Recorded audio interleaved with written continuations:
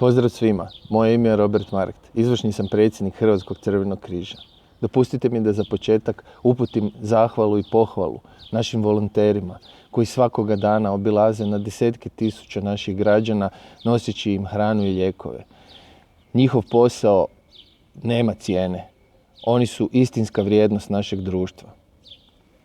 Isto tako moram uputiti duboku zahvalu našim darivateljima krvi koji su ovih mjesec dana kroz 108 akcija prikupljanja krvi osigurali dovoljne količine krvi za naš zdravstveni sustav. Velika hvala i našim donatorima koji prate naš rad. Svijet, kao i Hrvatska, u ovih mjesec dana promijenili su se u potpunosti. I mi smo se promijenili. Postali smo odgovorniji i takvi moramo biti i dalje. Da bi što prije vratili naš prijašnji život, moramo i dalje biti odgovorni i slijediti preporuke nacionalnog stožera.